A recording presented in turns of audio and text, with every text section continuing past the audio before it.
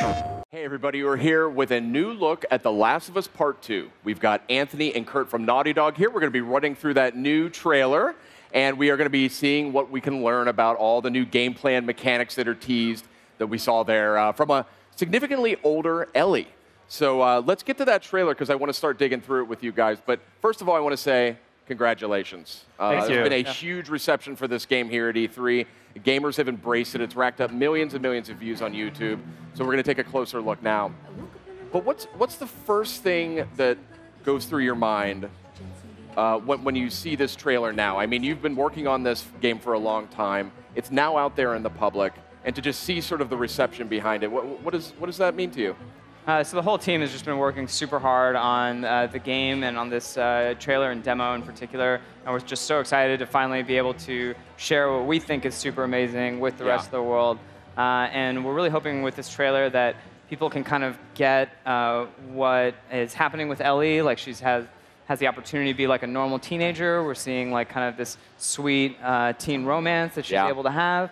And also kind of just get a glimpse, just like a small glimpse of the vast number of new mechanics and new player abilities that we're going to have in The Last of Us Part 2. I liked the being in the room, the physical church that was built for the press conference. Right. That was really rad to see the press kind of shuffling in and being very confused about what this space was.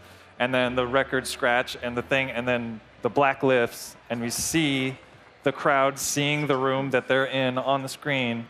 And they're like, whoa, this is this eureka moment of like, oh, yeah, I get it. So it was really awesome. Something that we didn't get to experience when we're looking at this thing a million times. To see it there with 1,000 people in the crowd was pretty rad. The response in the room was just electric. Like, I was just over the moon with the response in the room. The people were cheering, people were kind of gasping, and, you know, with all the intensity and stuff. So it was really great to be able to be a part of that. And what was it like to revisit Ellie's character for Last of Us Part 2? Because it's rare we see a character grow, both physically and emotionally across a series. So, how did you approach the design of Ellie differently for Part 2? So for Part 2, I mean, it's 5 years after the first game, and Ellie has been forced to survive in this world for 5 years. She's picked up a lot of lessons from Joel, but she's had to learn a lot of stuff on her own. Yeah. So she doesn't have the same kind of impressive physicality like the raw bulk that Joel has. So she's had to be a lot more kind of creative and strategic in using her agility and using every resource at her disposal to kind of overcome these overwhelming odds. So that's why she's able to dodge enemies in order to handle multiple enemies at once. We're seeing that very kind of kinetic melee system that we have. It's a lot deeper than the original. That's why we've added a jump button to kind of add verticality and a little bit more of a platforming element to her escapes. So just in general, her moveset is a lot more creative, a lot more agility focused, but still extremely deadly. I personally like that we age our characters kind of over in real time. Like we did similar thing with Uncharted 4 with like an older Drake, and kind of similarly here we get to see as we've aged as developers, and the character gets to grow up with us. So I don't know, I'm excited that we get to see Ellie as in her late teens. And I got to point out just the technical mastery here on that kiss. That is extremely difficult to make a kiss between two non-human characters, essentially look that realistic. So incredible job there. And we're going to dive into a little bit of the gameplay that we got to look at here. Tell me what the overall design goal was for this game. Where was your head at? So overall, we're really inspired by sequels that take risks. We like it when sequels don't just make incremental improvements over the prior success. With this game, we really wanted to take a hard look at every subsystem in the game, question all our assumptions, and ask ourselves, like, how can we take this to the next level? How can we make a quantum leap with this system? So it's just like one small example, the stealth system. We've introduced analog stealth. So it used to be kind of binary, whether an enemy could see you or not. But now the combination of the stealth foliage, the foliage that Ellie is able to move through, and her stance, whether she's standing, crouched, or prone, those two factors combine to kind of influence how well enemies are able to see you. So it creates a much more nuanced, kind of deep system And we've kind of taken that same approach with melee, crafting, traversal, just across the board with all the gameplay systems. Sort of a higher fidelity in these systems that we know from The Last of Us Part 1. Both in terms of the choice that is available to the player strategically, but then that choice is represented with the Naughty Dog level of fidelity. Yep. So I mean, it's kind of like those gorgeous. two pieces, create the experience. Excellent. Yeah, just something like going prone sounds simple, but the vegetation it allows us to do and the different combat spaces it allows us to create, now we have to think about, the enemy AI now has to check under things, and there's all these new interesting areas that we can let the player go, and how to use prone in a variety of situations, going inside vegetation, going under cars, being on top of something and being prone to hide from an enemy below. So yeah, something that's simple, and then there's like all these interesting gameplay things that we can get out of it. So it's like those, where do we get those big wins for what we can do in design and really give the player more breadth of strategy and options?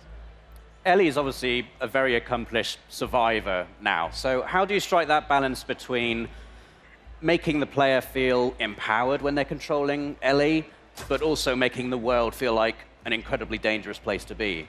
I think the thing is that we've escalated both. So you'll see that the AI is even smarter than the first game. You can see them constantly coordinating with each other, relaying the knowledge that they know about. You can see them referring to each other by name, kind of even showing the depths to which we're trying to represent these as like real intelligent humans. And then at the same time, Ellie has become even more capable, between the dodge or her new crafting items like the explosive arrow, giving you kind of this very deadly long-range option. So by bringing up both at the same time, we're both increasing the tension. But every way that the player is able to deal with these challenges has to be strategic. You have to kind of be creative and use every resource at your disposal in order to overcome these very intelligent enemies. One of the things I want to point out here is this melee combat is Ellie has this ability to sort of dodge very quickly. She's much more nimble than Joel was in the first game. So tell me a little bit about how that melee system kind of comes together in The Last of Us Part 2. So we really, again, wanted to kind of question our assumptions about the melee system and ask ourselves, what can we do to make this deeper, more complicated? So by giving the player a defensive option, it's really like adding a whole new dimension to the melee combat. So it's almost like going from 2D to 3D. So not only does it give the player the ability to manage multiple enemies at once, it really creates just a system where you need to know when is your time to go in and when you kind of have to play defensively and back off.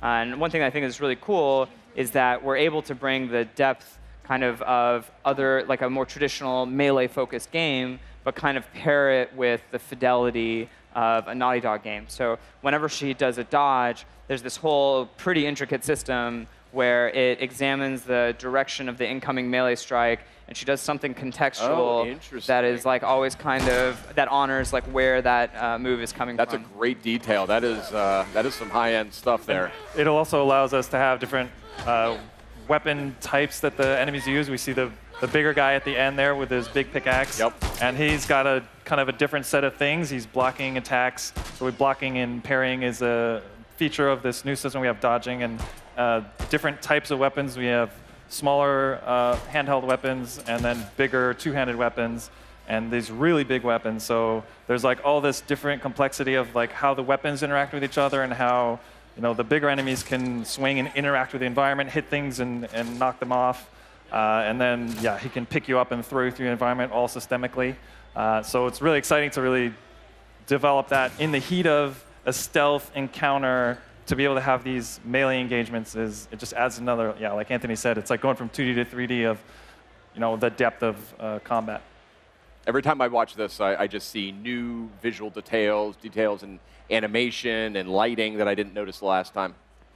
I mean, it seems like no matter how bad it gets in these combat situations, there's always something you can do to escape. You've always got an option. I mean, how did you design the game in such a way that it feels like that you're on the edge, but you're never completely down? So it's, again, it's a very desperate world. It's very high pressure with these very intelligent enemies. But one thing that's kind of important for people to realize about this demo is this is just one possible playthrough through this space. So I think at any given time, I think Perceptive viewers will notice that like the player didn't have to go this way. They could have gone this completely other way. She didn't even have to go into this store. So kind of the combination of these very wide, kind of lush environments with the very intelligent AI that kind of is able to coordinate and react to every choice that you're making, along with kind of this new suite of player abilities. I think players are going to be surprised at kind of the very emergent, unique moments that they're able to get based on their own choices in the space. How stealthy can you be in it? Could you technically sneak through this entire area without engaging any enemies at all? Well, yeah, I mean, one of the goals for us is we always like when you can stealth by, and one of the pillars of this is to give the player as many options in combat, and one of those options is to not fight. Yeah. So, depending on the space, depending on the story, depending on a lot of things, but we always want to encourage, whatever playstyle the player chooses, and yeah, like you mentioned, escaping is like a big thing, and we always want to feel like every space has somewhere to escape to or a way out where confrontation isn't the only option. So that's kind of built into all of our levels, the hiding places and vegetation and just escape routes in general. And escape is always like kind of a critical part of The Last of Us, like kind of core combat loop. So it's about these like moments of extreme tension when enemies don't know exactly where you are. When you get discovered, it kind of explodes into action, and you're kind of like forced to like fight very actively for your life. But then with kind of the new features like the jump button or being able to squeeze through tiny gaps or prone under stuff, we've like kind of increased the depth of even just running away from your enemies. It now has kind of a lot more dimensionality to it. No, we got a quick look at the crafting menu there as well just a few seconds ago, and we heard you mention, and we saw sort of results of explosive arrow. So I'm curious what the thought process is around crafting at this point. I know you guys are still deep in development, things can change, but where are you thinking in terms of crafting? We wanted the Last of Us 1 has like a very elegant crafting system, and for us, that core trade-off of even just the recipes and what you can craft and how the things overlap, we've expanded it so that we can have some new elements to give the player a broader range of options, but also have these overlaps in the recipes. So even in the heat of combat, when it's like I can craft these two things, but if I craft this, I'm going to lose this, and holy crap! Do I heal or do I make a Molotov cocktail? It's the classic example. That classic example kind of layered in more depth in the crafting system. That's terrific. Are you still looking at having, and again, this is early days, but upgradable weapons? That was something that was a lot of fun to play around with in the first game as well. Yeah, we have upgradable weapons, and like we said, different craftable ammo types. So yeah, we're going to be talking about more of the player upgrade stuff. We're rethinking again, challenging all our assumptions about player upgrades, weapon upgrades, and we'll be talking more about that in the future. With craftable ammo types, what's really cool about it is that it kind of creates this connection between the crafting system and the gunplay system. So we really like trying to bridge these gaps so that different systems can synergize and interplay with each other. Now, I don't want to get ahead of myself or anything here, but we did see human enemies in this. Presumably, the infected are still running around, making people's lives difficult. So what can you tell us about just sort of the broad strokes of how you're approaching that? So we can't talk too much about the infected, but we can say that they still are a very big threat in this world, and that we will be featuring new types of infected in The Last of Us Part 2. Cool. Good to hear. I mean, how open is the world? We saw the combat situation there, and you've mentioned that the areas are quite big, and you can approach situations in multiple different ways. Like, was that a goal of yours, to make the environments feel bigger and more open? Yeah, this is the first Last of Us on PlayStation 4 and PlayStation 4 Pro. So we're taking that idea of, giving the player more options, giving the player a little more width on some spaces. It always, of course, depends on the story, depends on the tension we're trying to get in a given moment. But yeah, and also the idea of kind of seamlessness is just something we always try to push for in our games, and that extending into the layout of levels and where a combat space is and where isn't a combat space. What is an explore space? What's a combat space? Kind of blurring that line a little bit and making sure the player's on their toes as far as like where a threat could be in the world. This is something that Kurt's been pushing really hard on, which I'm a super big fan of, is this sense of like kind of never really knowing quite when a combat space ends and the next one begins. And not only does it mean that there's this very consistent sense of threat, but it really strengthens the sense of place and the sense of immersion that the player has, because you feel like without kind of the, oh, this is a combat space, this isn't, which even if it's subliminal, I think players pick up on, by kind of making it a little bit more analog, a little more seamless, you really feel like you're in these locations. That's great. Game is obviously looking fantastic, and Kurt, one thing I did want to point out as well is, you had a key role in Uncharted: The Lost Legacy, which introduced a lot of this sort of more open sandbox feel, and I would imagine that some of that would sort of rub off, so to speak, on The Last of Us Part 2. I mean, has it influenced the development of the game, or do you see them as different things? I mean, we always, every project you work on, at least at Naughty Dog, you look at that genre, you look at that game, and it's, what is the best thing for evolving that franchise? And obviously, when we work on different projects, it's not just me. Almost everyone at Naughty Dog works on every single project, so everyone learns a little bit, even if it's just some tech thing or some technique of how to do something, and then it gets brought over to the next project. So in a lot of ways, yeah, like The Last of Us 1 has influenced Uncharted 4, has influenced Lost Legacy, and we just kind of keep building on what is useful and what does make sense to bring the skills that we've developed in making something for Uncharted into making something that's specifically for The Last of Us. That's awesome. So it's very much its own beast, The Last of Us, as it should be. Looking fantastic, looking just gorgeous. I can't wait to play it.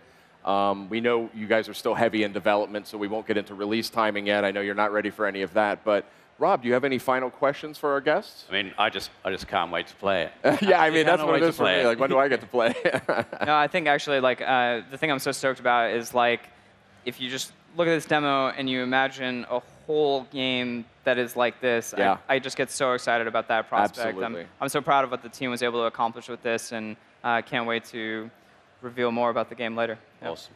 All right. Well, thank you, gentlemen. Very impressive new look at The Last of Us Part 2. Learned a lot more about mechanics and systems and just how the game plays. And it's no surprise that it looks right up to Naughty Dog quality bar there. So great job. Can't wait to see more. Awesome. Thanks a lot. Thanks, fellas. Yeah, thank you. And we'll be back with the closing moments of the PlayStation Live from E3 presentation. Stay with us. PlayStation